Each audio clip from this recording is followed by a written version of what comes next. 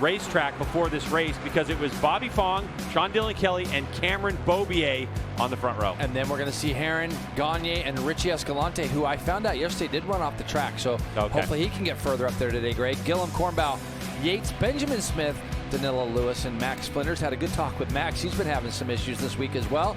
JD Beach, Deion Campbell, Jason Waters, Nolan Lampkin, Blackman, and Giannato are going to be back there on row number 6, and Bobby Davis is row 7. 20 laps scheduled in this race when these lights go off. Okay, so we're away racing and some good launches. Look at Josh Herrin, though, right part of your screen on the number 1. He gets that Ducati off the line well, and he lets off the lever into turn number 2. Turn number 1 he goes. He'll be in second place. And it looks like a couple of Vision Wheel M4 X-Star Suzukis are right there as well. So a good launch by Sean Dillon Kelly and Richie Escalante, as the number 50 will lead us through the infield section of this road course. Also a good launch by one of the Hondas up there in 5th place. Yeah, that's a really good start. It looks like it's going to be, is it? It is. It's Ashton Yates. Ashton Yates. What a start from Ashton. Really nice start from him in 5th. I think as you can see, Bobby Fong has been passed. Josh Herrin probably snuck up the inside of the 50. And look at Josh. Immediately goes tight going into turn 7. He is going to try to dictate the pace. We have seen this guy, Greg, win races when he knows he's not the fastest guy, but he's so good in the right spots. I talked to Gagne this morning. He was in that battle yesterday with SDK and with Herrin. He says, Jason, he goes, the way Josh rides, he's so good on the brakes. He takes advantage of everything he needs to take advantage of on this motorcycle. Now, for Bobby, the big thing is he is now going to have to worry about the guys behind him, where yesterday he didn't have to do that. It's been a rough start for Cam Beaubier. Look where he's at, Greg. Cam Beaubier is back in 6th or 7th spot, it looks like. Yeah, there he is right there. It's even further back than that, as there was a gap to the lead group. But onto the front straightaway we go for the first time. That Yamaha in the tuck on that Ducati as they bend it through the kink. Bobby Fong has to stand it up, and this is where Herrin's super strong. And this Virginia International Raceway is not a track that lends itself to a ton of passing opportunities, as Fong loses a couple bike lengths under braking to Herrin, just like that, as they go through 3-4 section. Hey, you know what? We got a 5-bike breakaway, and I'm very happy to say there's 2 GSX-R 1000s there. SDK and Richie Escalante are going with this lead group of 5. We still have Ashton Yates in 6th. Cornbow is in there. Cam Beaubier is 8th. I saw Gagne. Gagne made that pass on Escalante down into turn number 1. Now he's setting up SDK. Let's see if Gagne's got anything he doesn't. Give him something that he could get to the front a little bit easier with today. That's down. What you see. He's down. Sorry, Jamie. Josh Herrin loses the front in turn number 1. And Bobby Fong now will take over the lead. Herrin rushing to his motorcycle, your championship points leader. Even after talking about not making those mistakes, unfortunately, he lost a little bit of gription, and down he goes, and he's trying to get back on the racetrack. This is a huge chance for those chasing in the points, especially Bobby Fong right now, who has the most to gain from this. You see, Greg, he just gets in there, just loses the front so easily. He gets that bike picked up. Look at Bobby Fong. He can hardly believe his eyes. Bobby almost rode off the inside of the track. He looks back here. This guy here, SDK, he had some good pace yesterday, as did Jake Gagne. But look at Bobby Fong just disappearing into the distance. 24/7, though, for the 6th place rider right now, to the knowledge and things they have. As you look, Cam Beaubier now makes the pass on Hayden Gillum, who is all out of shape.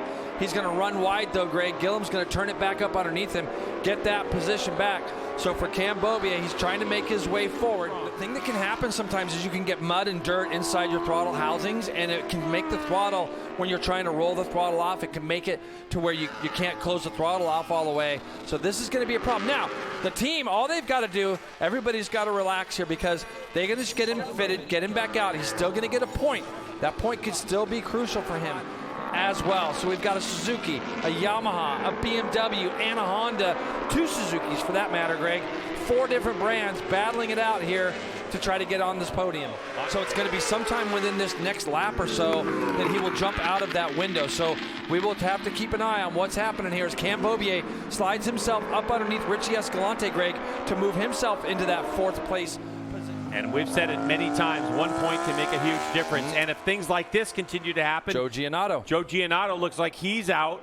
So Herrin could possibly get up to 14th. These 4 riders, and you know the number 40, you know what he's been wanting to do all year, right? Put on the podium. Get that bike on the podium for his team. And right now he's got his teammate kind of at the bookend with Gagne and Beaubier smashed in the middle. So one of these four riders is going to be unhappy or set a race-winning record in one season. 17 race wins in a season just a few years ago for the number 32 on his way to one of his championships, Jay. And so, you know, we know that he's been plagued with injuries, yes, with forearm injuries. And although the pain is fixed, we know that he is not 100%. Was giving them bikes that they can win races on. So this is that braking area. Is he taking a shot right now? Nah, it looked like he was thinking about it though, didn't it? It certainly did. And at some of the tracks we go to, it's going to be kind of aggressive passing in order to get through. And STK was taking every shot he could yesterday. And there's 7 laps to go, so he is in the window of being able to get that championship point, as Jamie told us about that 3/4 race distance that he has to complete in order to score a point. Escalante was having a look there down the inside of Gagne as well. I mean, this race is really starting to wind down. We haven't seen too much action from these four, other than Escalante passed Beaubier a few laps ago. So now it's going to be a point of when you get there, what are you going to do with them? And I think Gagne, as you see Escalante really broad sliding that 54 GSXR 1000 out of that turn 2 area. He's doing everything he can to wind himself up for a pass. Here he goes up the inside. No, not going to get it done. You've got to get creative. You've got to figure out a way to make a pass on somebody. Here's another shot for Escalante. A good run here. He might try it here, Greg, and he is up alongside. Oh, there goes Escalante into 3rd place around Gagne. Tyler's BMW, he does a great job there. As you can see this pass, Greg, up into turn 10. Escalante, it's again a very narrow spot. He'd been kind of planning that pass at SDK almost immediately. As you can see, the 2 guys now up front, and you see Beaubier, he takes a shot at Gagne. So now Beaubier moves up behind these 2 Vision Wheel M4 X-Star Suzuki bikes. He hasn't got to really follow, but look at the roll speed from Escalante. He's right up the back of SDK. He's gonna, yeah, but look, to your point, Sean's really good under braking. This is gonna have to happen where the 54 can get a better drive coming onto the front straightaway. His podium shot is just a couple of bike lengths in front of him as well. Bobby Fong, 13.5 seconds out front. And a moment at Escalante. He's got so much bike control, though. 2-3, it'll be a huge day for this team. But Sean Dillon Kelly continues to lead. Now 2 laps to go in this race, and it looks like Beaubier is going to try something. Not enough room up the inside. Just not quite close enough. You know, the thing that Escalante cannot do is he cannot open that door to Cam Beaubier with 2 laps to go. As now Gagne starts to lose a couple of bike lengths of the touch of this group. This is the battle for 2nd, 3rd, 4th, 5th, and 6th. And now a pass not going to happen. Just can't do it. And it's literally a knife's edge, Greg. You cannot explain. These guys are all battling out. See the little gap now between SDK and Escalante? Escalante created that with the hopes that he could get a run here on Sean Dillon Kelly, and that's exactly what he did. Here's the attack from his teammate, and Richie Escalante is able to hold on to it and get 2nd place. Down the hill they go, but on the front straightaway, your attack performance progressive Yamaha of Bobby Fong, 4 on the trot. What a run from him. He takes victory, and now the final 2 spots on the podium. Escalante sitting in 2nd spot. Here they come, and Cameron Beaubier wheel in the air. Here comes a good run by Sean Dillon Kelly, and he's going to pass, and Beaubier has to roll out of it. He's way too wide through the kink, not able to hold on the gas, and it's going to be a 2-3 finish for the Vision Wheel M4 X-Star Suzuki crew. Cameron Beaubier only able to score 13 points in his championship. But Richie Escalante looked like a different rider today. Bobby Fong, what about that? A 14-second lead at the end of the race, and he slowed down on the last lap. I mean, he has closed up the gap. He had really nothing to lose going into the last couple races, and Bobby just has to keep doing what he's doing and not really think about the championship and just go out and win those races. And he was fast today. You're talking about over a second a lap quicker than the rest of the field, and that's huge in a Superbike race. So he just has to keep doing what he's doing and keep improving with the crew and try to get a little bit better, because he knows these guys are going to come out swinging at Mid-Ohio. He knows the competition wants to come in and stop that streak. Yeah, and particularly when we look at this weekend, such a short lap. It's only, 124 around here, 125.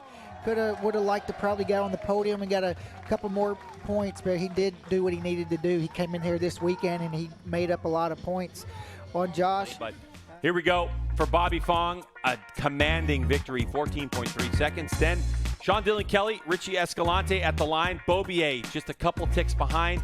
Jake Gagne right there as well. Josh Herron still holds on to the lead now by 5 points. It was going to be 3, but man, he got back on that bike and got those points. And Beaubier 16 points adrift, 11 behind Bobby Fong. Wow,